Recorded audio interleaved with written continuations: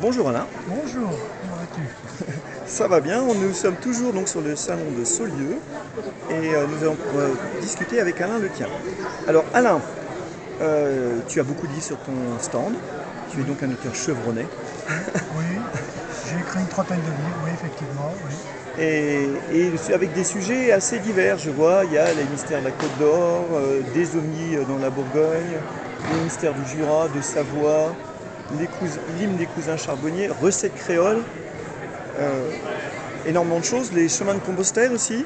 Oui. Alors, explique-nous un peu où tu trouves toute cette cohérence, qu'est-ce qui t'intéresse, quel est ton parcours d'écrivain. Alors en fait, c'est plutôt je suis un curieux, mais un curieux positif.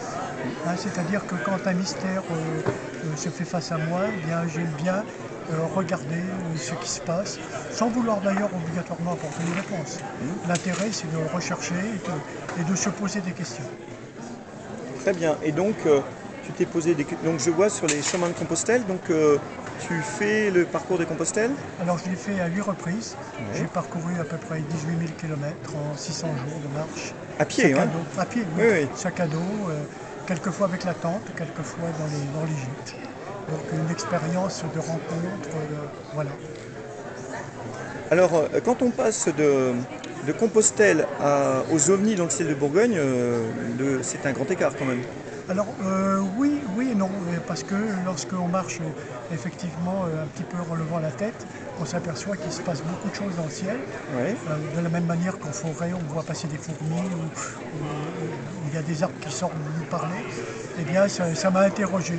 Et je me suis interrogé surtout sur les témoignages depuis une quarantaine d'années de gens qui ont vu ou dit avoir vu effectivement des phénomènes. Et donc rechercher un petit peu qu'est-ce qui les a poussés à raconter ce qu'ils ont vu. Donc, est-ce qu'on pourrait te qualifier d'ufologue du coup? Non, non, parce que je pense que l'ufologue, c'est quelqu'un qui pense qu'il y a des martiens, il y a, etc., etc.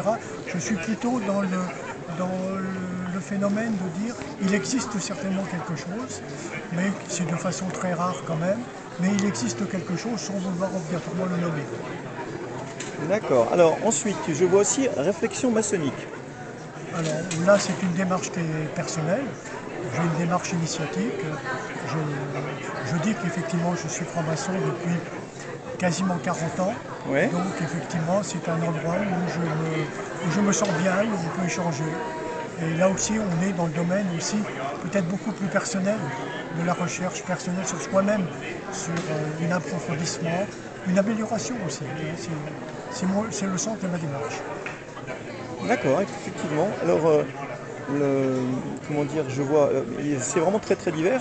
Les recettes créoles, donc ça, c'est sur qui les recettes créoles? Parce que tu n'es pas de créole, manifestement. Non, alors je suis marié avec une créole, puisque mon épouse est martiniquaise.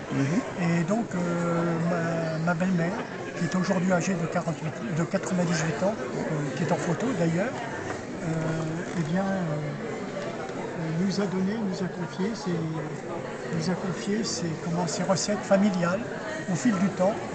Et pour ses 96 ans, on a sorti un petit livre qu'on a distribué un peu à toute la famille.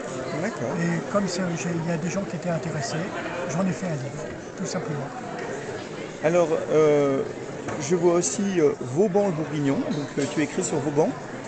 Alors j'ai écrit sur l'homme Vauban, parce que l'homme m'intéresse. À la fois c'est un humaniste, Ouais. à une époque quand même où on était sous Louis XIV, donc une période très difficile Oui. pour le peuple, et humaniste. Et pour moi c'est un précurseur du siècle des Lumières. D'ailleurs mon prochain livre, il s'appellera Vauban, humaniste et précurseur du siècle des Lumières. Donc il y aura une suite. Il y aura une suite. Et donc c'était sorti aux éditions de Bourgogne, mais la suite sortira pas aux éditions de Bourgogne. Non, non, là, ça sera effectivement chez BOD, qui est un éditeur allemand.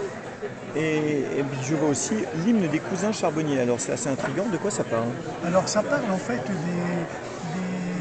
des charbonniers qui vivaient en forêt, notamment en forêt de chaux, puisque c'est là où il y a encore beaucoup de marques. Ils avaient c'est une sorte de la fraternité du bois, en fait. Ils avaient des rites, ils avaient des cantiques, etc. Et ce petit livre que m'a permis sympathique éditeur des maîtres,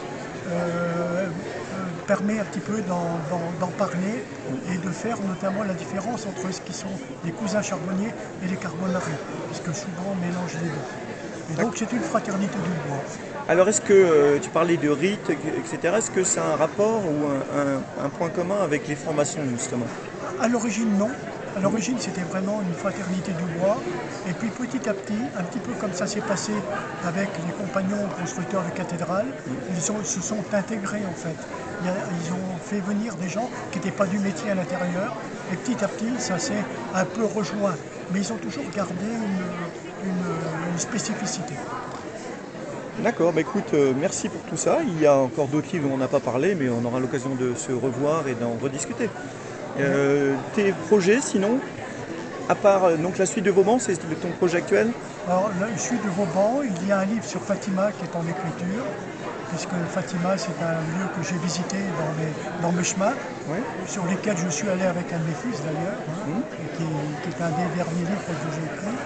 Et donc, ces deux livres vont sortir au début de l'année prochaine. Eh bien très bien. Merci Alain et puis à très bientôt. Merci beaucoup à toi. Au revoir.